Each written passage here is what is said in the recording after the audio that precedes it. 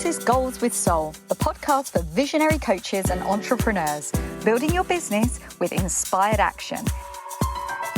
In alignment with your mission and authentic message, so you can create impact for your soul clients and feel lit up every day. I'm your host, Jo Ingram, married mum of 3 daughters from London and a former ad agency director turned business coach and strategist.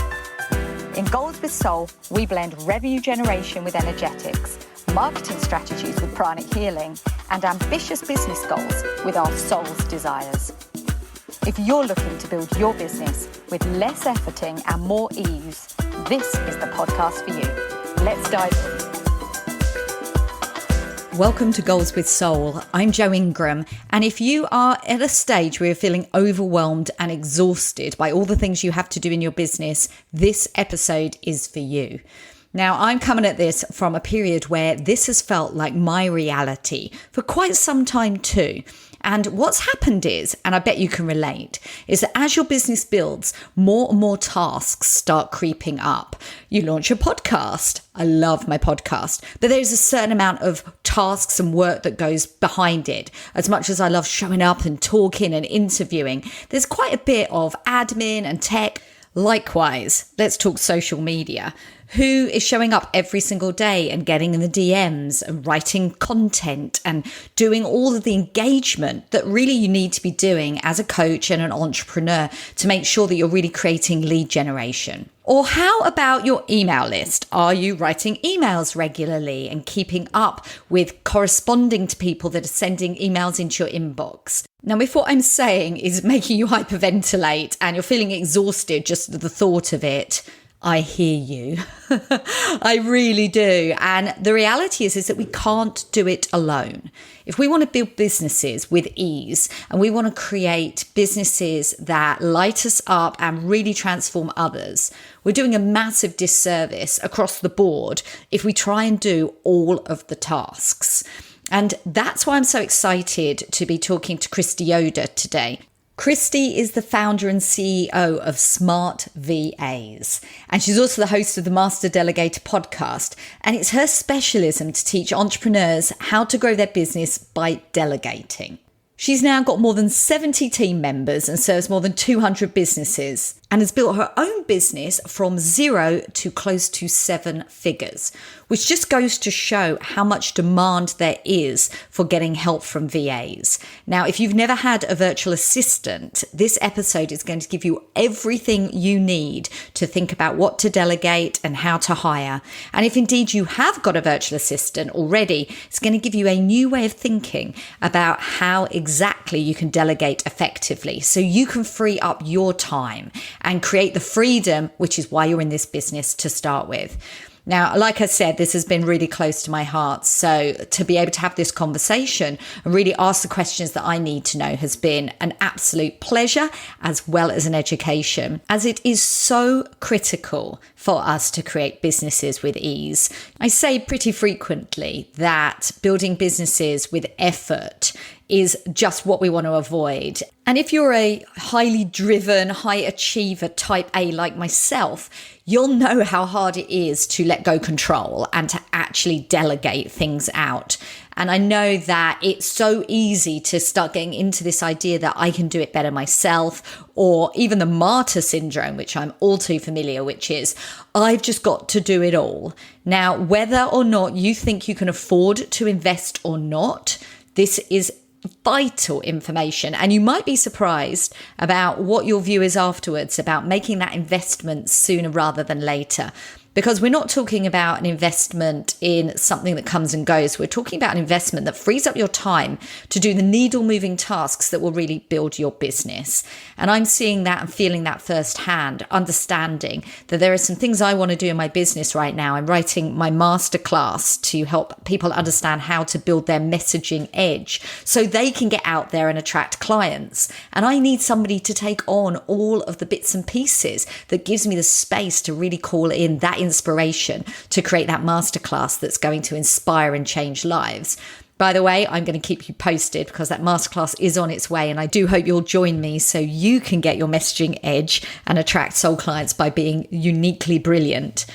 But in the meantime, let's focus on making sure that we are not foregoing those tasks that are mission critical for our business because we're so stuck in doing the busy work. And so let's find out what Kristy has to share. Let's dive in. Welcome to Goals with Soul, Kristy.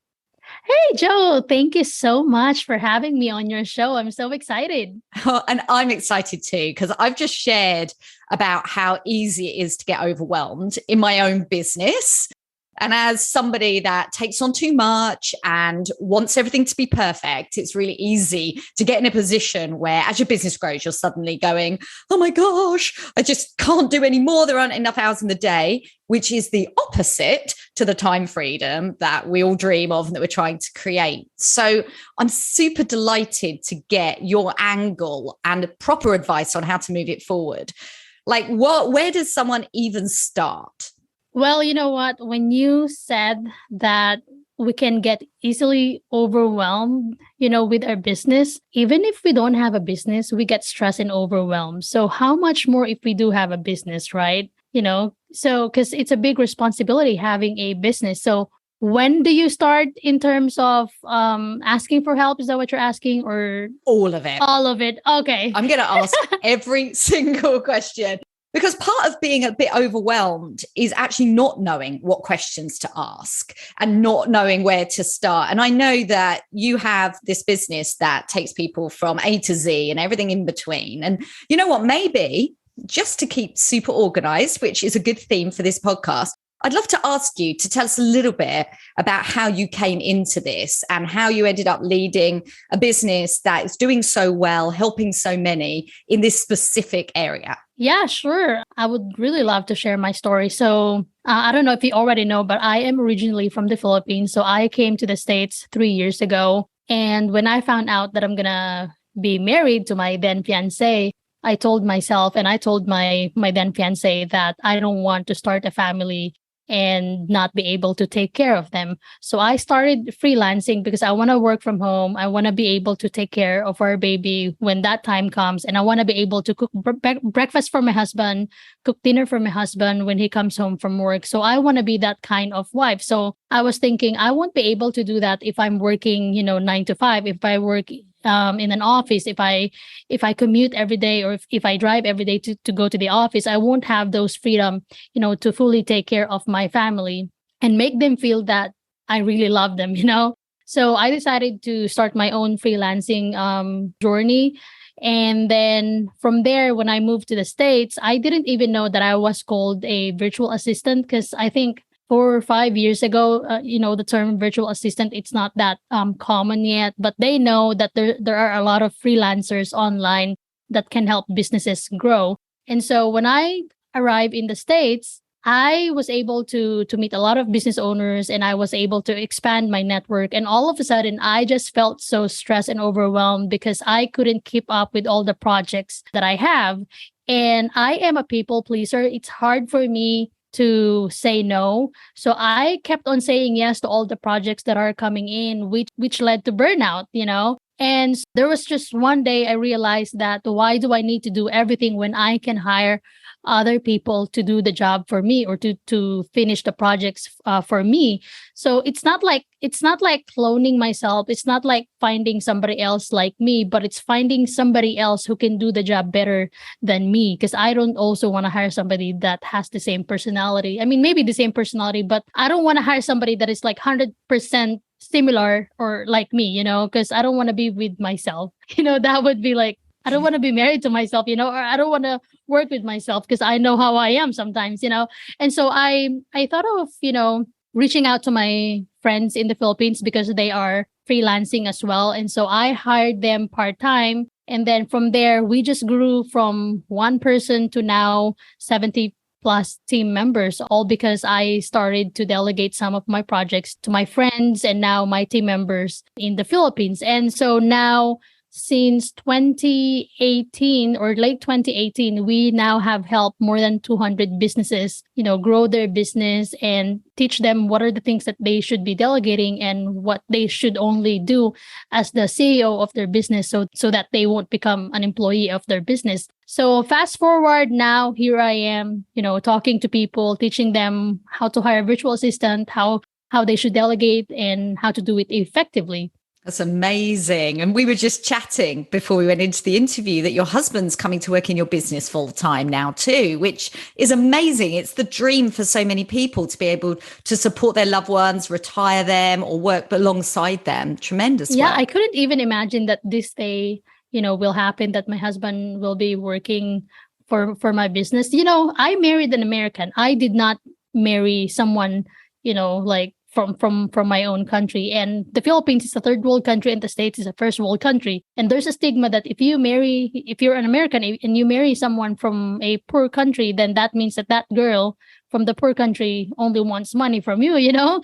There's a stigma like that. But now I'm hiring my husband to help me in the business. So every time actually my husband meets somebody and he introduces me to other people, he would always say, "Oh, this is my wife. She's from the Philippines." And then at the end of the introduction, he would then say, "She got her own business, blah blah." And I think that's because there's a stigma that if you're from the Philippines and you married an American, you only want money from that person. But that is not the reality. So I'm also in a way kind of or sharing my story to people to break that stigma that, hey, that's not really the reality. Although that's really happening, I don't want to say that is also not the reality, but not all people are like that. That's it. You're not only building a successful business, you're also blasting stereotypes, Kristy. Yeah, exactly. You're leading the way. Phenomenal. And clearly there's a demand for your services because so many people have gone online and started to build their businesses. You were obviously really well primed at a time when the pandemic came into play, when the market exploded and people need support.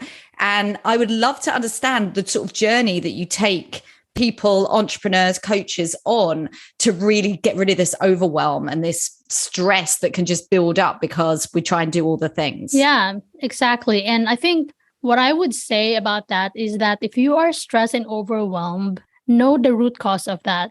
Like, are you stressed and overwhelmed because of your personal life or because of your professional life? Delegation, it's very broad. It doesn't mean that when you're stressed and overwhelmed, you will delegate immediately. You have to find the root cause of that. Maybe you're stressed and overwhelmed because you're the one doing all your house chores as well. You're doing your business, you're working full time for your business, but then you're also doing a lot of stuff at your house. So maybe there are things that you can do from within your house that you can maybe delegate to other people. Like if you normally clean your house on weekends, then maybe you can have a friend or have somebody that or a housekeeper or a cleaning lady to help clean your house. Or if you don't like folding your clothes, doing your laundry, then maybe you can go to a laundromat or maybe call somebody, to do your laundry for you and have them fold them for you as well. And then they can just drop it off in front of your door, I love this. But let's say someone's already got a cleaner, or maybe they even enjoy doing a bit of laundry because there's something a little bit meditative about doing laundry, or is that just me? I love that. But yeah. That aside, it's like they've looked at their to-do list and they're like, I can't cope. And like, I just for a bit of fun, and I know that as a listener you can't see this, but like I'm holding up my to-do list onto the Zoom camera and it's like, this is what a typical to-do list, admittedly mine's on paper, I'm a little bit old school like that, but there's a lot on it and it doesn't seem to get any shorter, right? It's not like, oh, I've only got 3 things this week, because businesses have multifaceted elements to them. So once we know that we're just completely overwhelmed with work, what's the next step? Yeah. You know what? I like that you have your own list, because believe it or not, some business owners don't even have their list because everything is in their head and they don't even know what to write down first and what to do because they're just so overwhelmed with everything that they need to do. So I'd say, like, for instance, if you don't have a list yet, think about your vision. Where do you want your business to be after 6 months or after a year? So write down your goals. So if you already know what you want your business to look like or how you want your business to grow, write it down on a piece of paper. And then after that, write down what are the things that you can do to achieve those goals, after 6 months or a year. Write those things down. Then list down what are the tasks that you need to do in order to achieve those goals. Like write down specific tasks. Like, for example, so the first step, like for instance, what's my vision for my business? If my answer is, oh, I want to grow my social media following on Instagram. And then the task that I'm going to be doing is, okay, you need to create captions for your social media. You need to create graphics. You need to create videos. You need to film videos for your Instagram reels. So those are the task lists that I have if I want to grow my Instagram account. And then from those task lists, figure out what are the things that you enjoy doing and you are good at. So the things that you enjoy doing and you are good at, do that 100% of the time. Now, the things that you enjoy doing, but you are not good at, do that 10% of the time. And the things that you don't enjoy doing, but you are good at, delegate that 90% of the time. We were talking about laundry earlier, but I don't enjoy doing my laundry, but I know that I'm good at it because I'm a perfectionist. Like, I want my clothes to smell good, but I don't really enjoy folding. So that can be something that I can delegate 90% of the time. And then the last one is the things that you don't enjoy doing and you're not good at, delegate those things 100% of the time. So that, from there, if you have your task list and you know what you don't enjoy, you know what you enjoy, what you're not good at, you know what are the tasks that you should only be doing. And it doesn't mean that, if you're a business owner, I know that people also say that, oh, you should only do the things that can help your business grow, like strategic thinking of creative innovations to grow your business even further. But I totally agree 100% that those are the things that we should be doing as the CEO of our business. But we should also do the things that makes us feel alive, that we are passionate about. Like, for instance, for me, I love designing graphics. So sometimes I design my own graphics for my social media account because I enjoy it. For me, it's a stress reliever, It's exactly what I was thinking. I was thinking, you know what? Sometimes I like to be in Canva because it just makes me feel so calm to play around with the graphics. And sometimes I even do my thinking in Canva. Back in the day when I was in corporate, I used to do my thinking in PowerPoint. It's like I would create a methodical thought process by actually creating it in the design template. Yeah. So it's interesting how there are certain tasks that some people would say, well, you should just delegate that. But actually, it's an important thing for you to do to actually feel happy in your business. You need to feed your brain and your soul as well. And so when you delegate, don't delegate for the sake of just delegating because you want to take off some tasks off your plate. You need to delegate with a vision in mind. What do you want to achieve? So why are you delegating? So those are the things that you need to ask yourself before you delegate. Because if you just delegate for the sake of having more time, for the sake of just delegating it to other people, or for the sake of just telling people, hey, I delegated, I hired a virtual assistant, those are good reasons, but you need to have greater reasons other than that. And that should be your vision, why you do things for your business. And what are the typical things that your typical coach, entrepreneur, service provider should be delegating? I mean, all things aside, and I know that some people hold on to certain things because they're very passionate about them or they're very good at them. But I think that in general, people talk about high, medium, and low value tasks. And they're like, why are you spending hours doing things that are generally low value tasks when you should be delegating them? What typically shows up when people come knocking at your discovery call door and they're like, these are the things that we can help you with? What does that look like? Well, it actually depends, but based on our experience, when we present our services to entrepreneurs, we also have clients who are in the coaching industry. And I think the top 3 services that they delegate is first admin tasks. And that includes lead generation. If you do LinkedIn outreach, it is very time consuming because you're going to be sending messages manually to maybe 100 business owners a day on LinkedIn. And then you're going to follow up with them. So if you're a business owner and you do that yourself alone manually, you don't even use a tool to help you automate that process, then that is going to take up a lot of your time. So first is admin. So that includes LinkedIn outreach. Second is social media. So a lot of business owners, including coaches, they delegate their social media content because first, they're not good with creating captions. I thought at first when I started my business, because I love social media, but I also find it hard sometimes to think of captions, creative captions to post on social media. I thought at first that Is it because English is not my first language? That's why I'm having a hard time thinking of captions, what to write for my post. But not really. Even Americans, those people who speak English natively, they find it hard to think of captions as well, because we have mental block. Is that what you what you call it? Yeah, Like, yeah. we have brain fog. We have brain fog, and sometimes when we're not in that creative moment, it's just hard for us to force our brain to think of captions. So some coaches, they delegate their social media captions and also their social media graphics because they don't have the eye to know what looks good and what doesn't look good. And some of them, they don't have time to learn Canva or Adobe Photoshop because it's not them.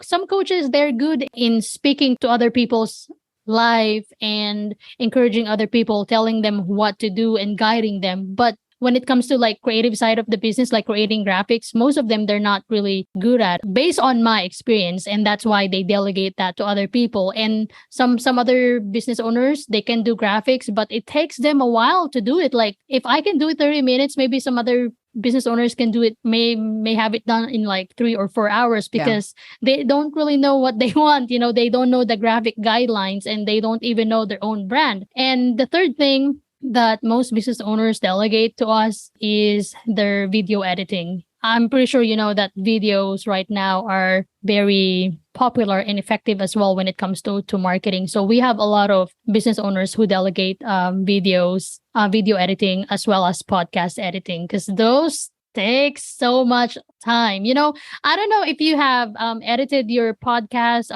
or who's doing your podcast editing, but when I started my podcast show, I was the one who edited like the first couple of my episodes, and it takes a while, knowing what background music to put, writing your show notes and everything, promoting it on social media. It can drain your energy. I hear you. I was talking about that just in a minute ago, because when it comes to my podcast, I can do my own editing, and I actually enjoy doing my editing. I really enjoy the process of it, but it is so incredibly time consuming. And I do have a podcast editor now and someone that helps with all the show notes.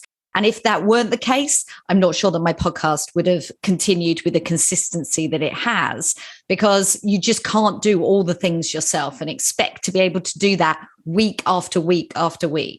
Yeah, exactly. Let me just go back to what I just said earlier, that you should do what you enjoy doing and what you are good at 100% of the time. But if that task is taking away from your high priority task, then you might think about delegating that task to other people, Exactly. And so you get to a point where you're like, okay, I need to delegate all those things. And I'm not the only person sitting here listening to your list thinking, absolutely, yes, if I'm going to grow, it's time to start handing some of these things over. And I work with people, a lot of my clients really don't like doing their own social media at all. And it's something that gets them overwhelmed just in the thinking of having to show up daily and share something meaningful. And so the consistency is completely lacking. And I think we can all empathize with that and the reality of it. So getting those things delegated feels mission critical. And yet knowing when to delegate them, at which stage of your business to do it, is often a bit of a minefield, because we, in our scarcity mindsets, can easily think, no, I'm not earning enough money to delegate it yet. I'm still on my first few clients, or I'm going through a period where a lot came in and now a lot hasn't come in. And maybe I shouldn't be investing at this time and I should just be doing it myself. What would you say to this? And how do you kind of deal with the challenges of people not necessarily having big budgets or being ready? Yeah, you know what? That is a good question, because a lot of business owners have that struggle. They want to delegate, they want to hire somebody to add to their team, but they couldn't because they think that it is an expense.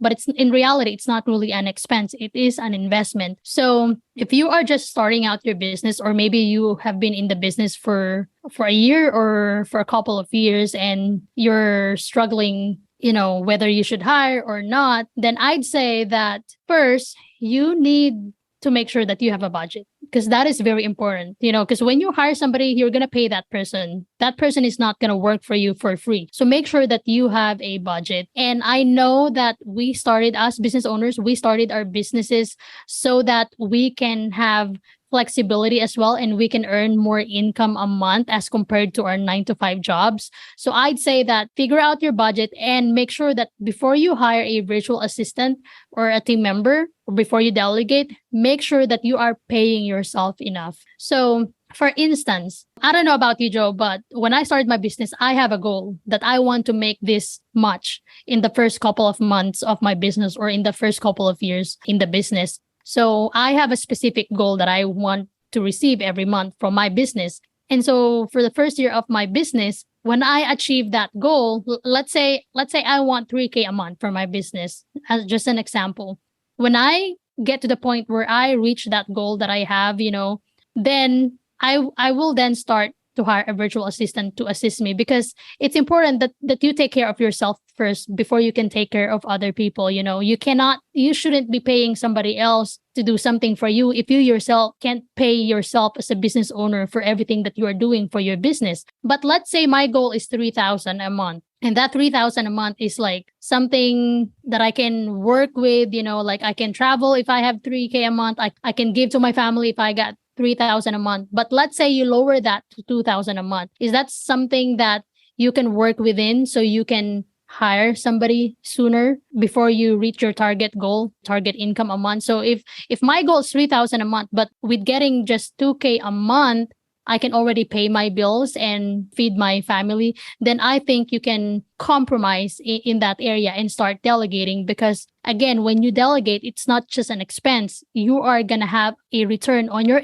investment if you do it properly. That's why I keep on saying to business owners, or to the people that I know, that when you delegate, you need to make sure that you have a goal. You're not just delegating to take something off your plate, but you are, like what you said, your audience here on your podcast is very purpose driven, entrepreneurs, and they're mission driven as well. So that's how I want you to be when you delegate. You have to have a purpose for everything that you delegate, not just because you want to take that off your plate, if that makes sense. So in summary, when you should delegate, when you should hire somebody, if you don't feel like you don't have a budget yet, if you don't feel like you're not ready yet, make sure that you have enough for yourself. You pay yourself the right amount and then hire somebody else. Because when you ask other entrepreneurs who are good in delegating, they might say different things. But for me, in my own experience, I want to pay myself first. I want to take care of myself first, my family, before I hire somebody else. Yeah, I totally hear you. And I understand why that you would say that, because it's important that we feel that level of spaciousness in our finances before we take on a commitment.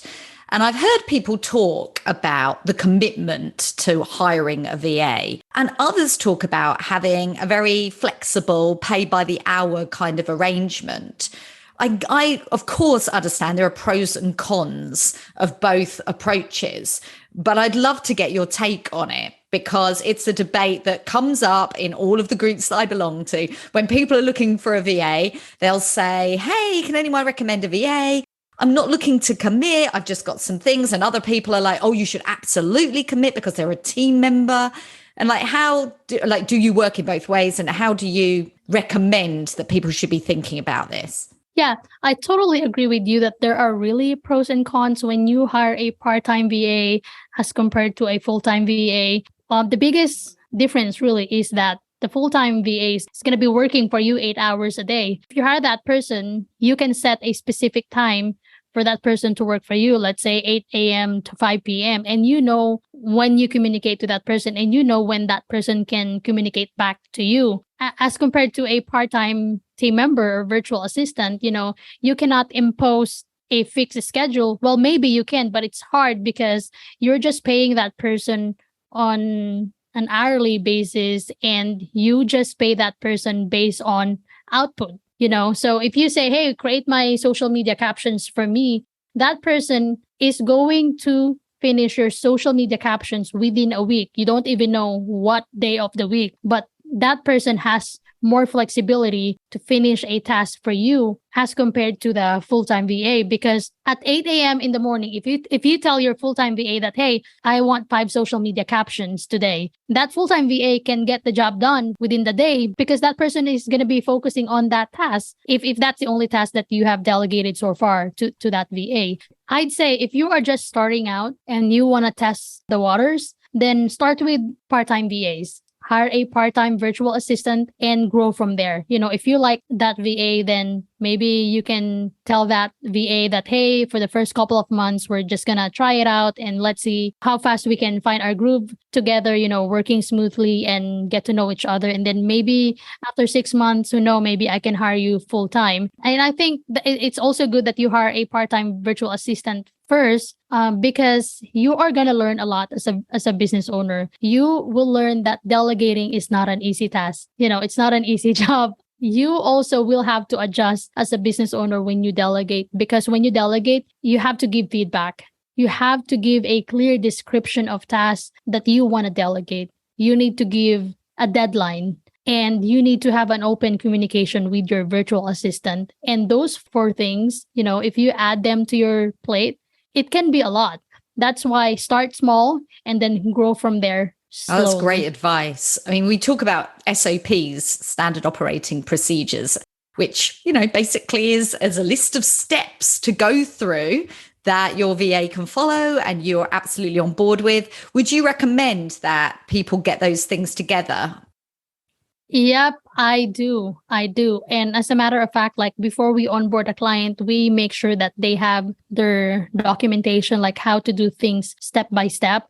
But we also understand that not all business owners have SOPs and they don't even know how to create SOPs, because they're so busy. They're stressed and overwhelmed with the tasks that they need to get done. How much more doing an SOP? They're probably just delegate it. It's hard. If you do everything, you feel like you're doing things alone and you're going to feel lonely. But what you can do if you don't have SOPs yet, you can talk to your virtual assistant and ask your virtual assistant, okay, I'm going to teach you how to do, let's say, graphics on Canva.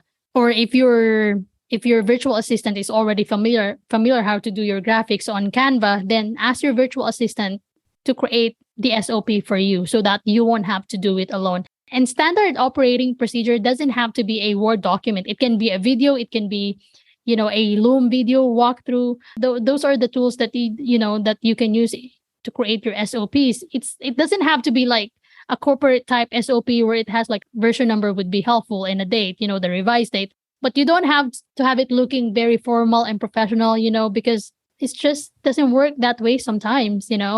No, that's really, really helpful. I love that. It's like my first task to delegate is the SOPs to my VA and actually say we need to work on this together because like you say, a lot of coaches, particularly entrepreneurs, actually don't know the steps. They've sort of been doing it themselves, but without the ability to understand that it has a logical order and the time and brain space to be able to think it through in a way that somebody else is going to be able to pick it up and run with it.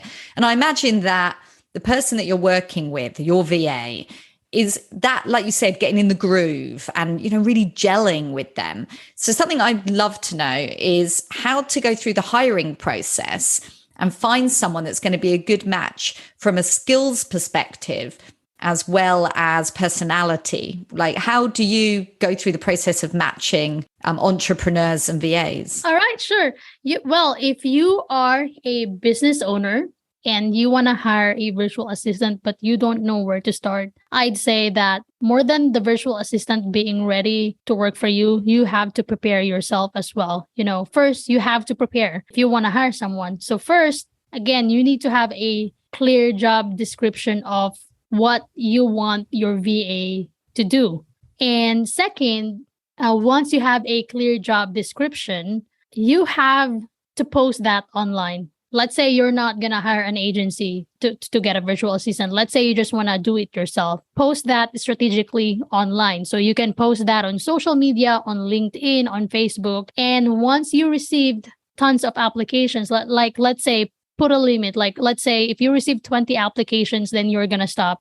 And then you're going to sort through those applications and see who are those maybe top 5 people that you want to interview to see if that person is the right fit for you. So sort through the applications and maybe pick like 5 candidates that you think would be the right fit for your business. And second, you have to have a budget. And I think I mentioned that earlier, that before you hire a virtual assistant, you have to have a budget, because you have to understand that when you hire somebody, you're not just hiring that person, you're not just paying that person. It's like you're paying that person's whole family, because that person has responsibilities as well, you know. We don't know what that person's responsibilities are, or if that person has kids, then that person, the money that you're gonna be paying your virtual assistant is gonna go towards person's or that VA's kids. So that's why it is important that you have a budget. You know, think long term. Don't just think about your budget for this month, but think about maybe 6 months or yearly budget. So think about, are you gonna hire this virtual assistant long term, or are you just going to hire this virtual assistant for 6 months or 3 months, you know, short term? So you have to make sure that you can pay your virtual assistant, because it's a big, you know, responsibility, and your virtual assistant is going to rely on you, and you're also going to rely on your virtual assistant. So you have to make sure that you have a budget and you pay your virtual assistant on time. And you also have to take note of time zone. Most virtual assistants right now, since they can work anywhere in the globe, you know, Joe, you're in the UK, but your virtual assistant might be from the UK as well. But as you know, most people are traveling. They're travelers. Most entrepreneurs, they want to start their own business because they want to travel. So your virtual assistant might be, you know, born in the UK, but they might be in Thailand, you know, traveling the globe, or they might be in Vietnam, Cambodia, whatever. So consider time zone. And if you want your virtual assistant to work within your working hours, then you have to be honest to your virtual assistant that, hey, I want you to be online at this specific time so we can communicate better. And you also need to clarify what payment processor you're going to use in order to pay your VA. Are you going to use PayPal? Are you going to use TransferWise or other money remitting platform online? And you also have, I think this is very important. Once you hire a virtual assistant, you have to be smart and start small. So when you hire a virtual assistant, when you interview someone, you don't know yet if that person is 100% the right fit for you. So I suggest that when you interview someone, more than valuing their skill sets, more than preparing questions to know if they have the right skills for you, value character over skills, because you cannot use their skills if they're not committed, if they are not present all the time, you know, if that makes sense. So have questions, prepare questions that are specific for skill sets, and have questions as well that are specific to your core values, to your belief as a business owner, you know, and that is specific to the personalities and characteristics that you want to work with, or that you want somebody to have. And you know, sometimes even if you ask those questions during the interview, you still won't know if that person is the right fit for you until you start working together. So give it 3 months, you know, to see if that person is the right fit for you. And then every month, have a meeting together and discuss your VA's performance, and do that for the first month, second month, and third month. Because when you hire a VA, you're not just going to ask that person to do something for you. You have to build a relationship with that person. So that person will then learn how to maybe read your mind, or get to know you as a person, you know, or get to know your business, so that after a couple of months, it won't be hard for you to delegate, because that person, your team member, knows you already. Just like first virtual assistant that I hired a couple of years ago, who is now my operations manager, she knows me well because we have that relationship together. You know, when somebody asked her, hey, do you think I should reach out to Kristy about this? She already knows, like, no, maybe not. You know, I'll just help you out with it. And then she knows when somebody can reach out to me for something, because she already knows what's in my mind. You know, she can't read my mind, but she knows how I talk, how I act, how I decide, and how I think through things. So I think, no, it's not that I think, I believe that building a relationship with your virtual assistant is very important. Now, I said a lot of things, so hopefully you're able to write it down or, remember them. No, it's really, really valuable. And I take on board so much what you say as well about making sure that you're fully committed, because when we hire people, we want to do it with integrity. And I'd love to know, well, I've got you right here, what's the sort of budget that someone needs to consider for starting out? Like, don't even think about it if you haven't got a monthly budget of X. It depends where your virtual assistant is located, because, the UK, I think the dollar conversion is higher in the UK, and here in the States, the dollar conversion, if you compare it to the currency in the Philippines, the dollar rate is higher in the Philippines. So their economy and their minimum wage is different. Here in the States, the minimum wage is different. The minimum wage there in the UK is different. So you have to take those in consideration, but in a sense where you also don't undermine the skill set that a virtual assistant can provide for you, regardless of their location.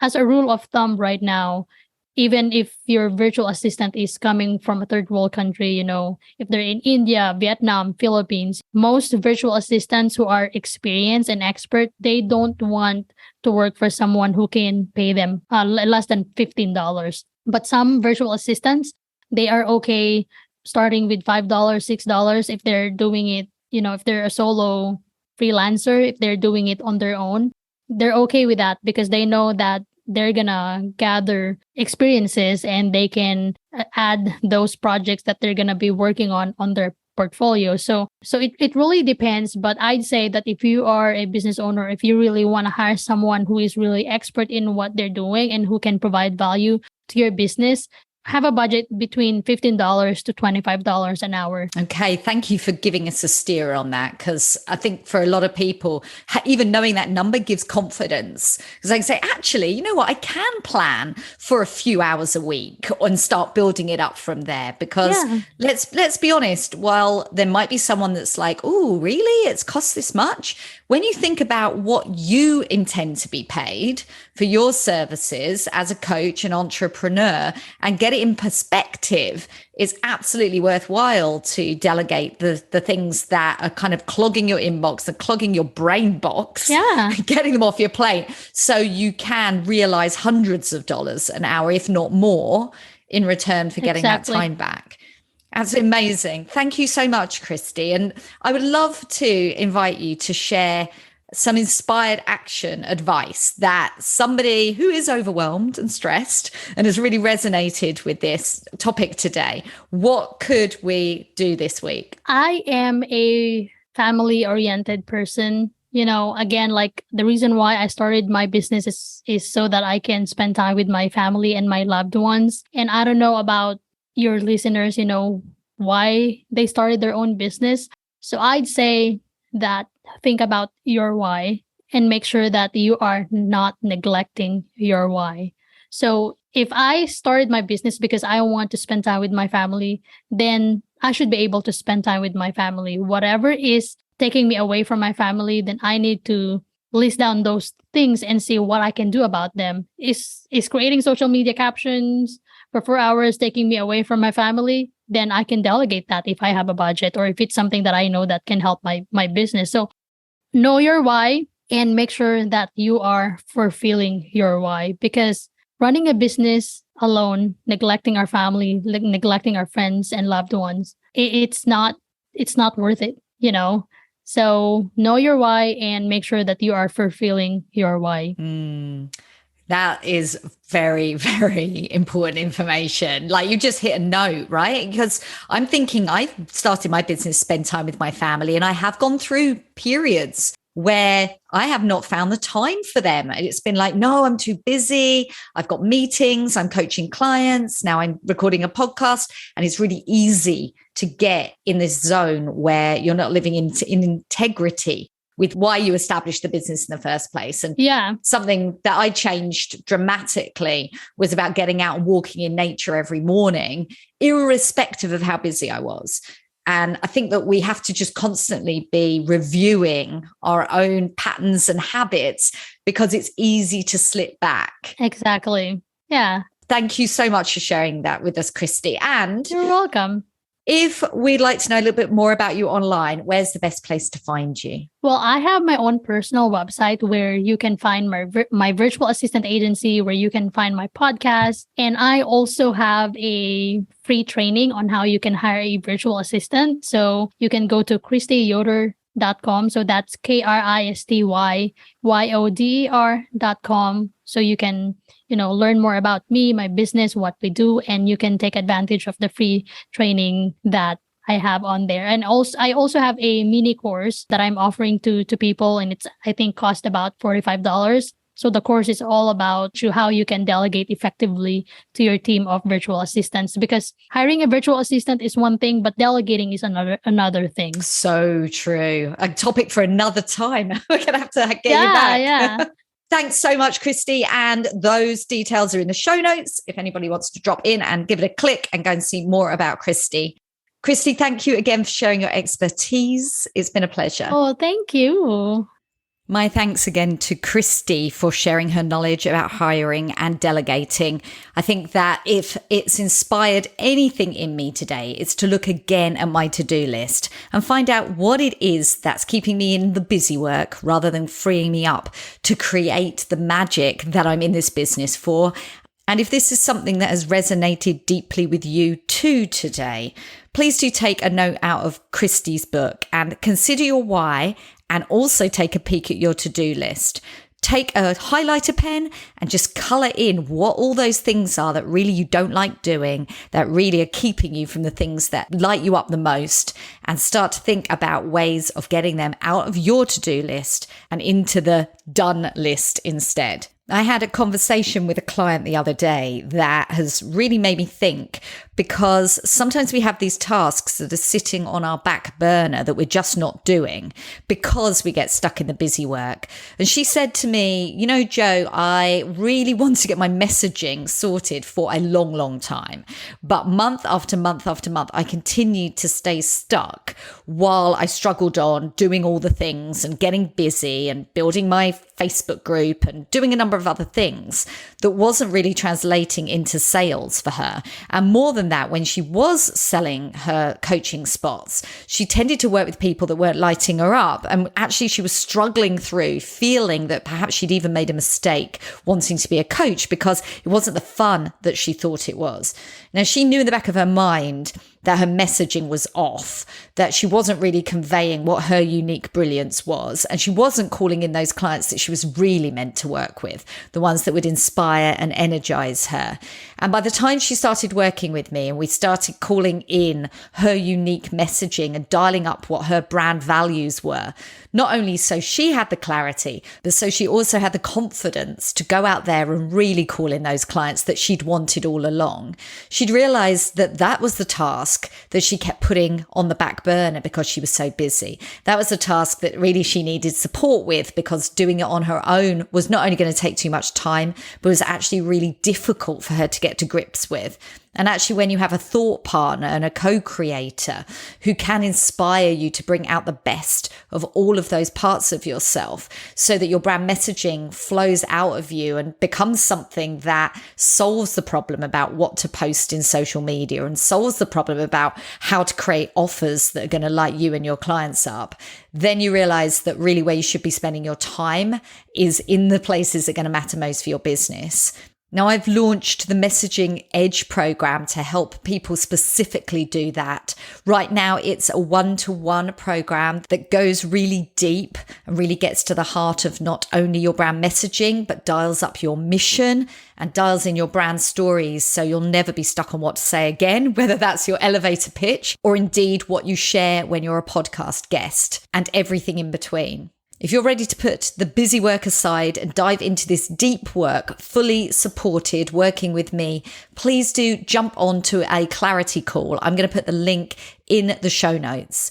And I also have 2 spots available this month to join Time to Rise, my group program, which focuses on messaging your ideal client, creating your signature offer, and getting yourself out there to attract soul clients. Send me the word RISE on Instagram and I will share all the details with you. Or you can email me at joe@iamjoeingram.com.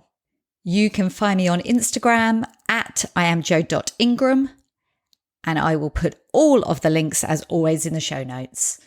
And so, as always, wishing you an inspired action week. Take care. Bye now.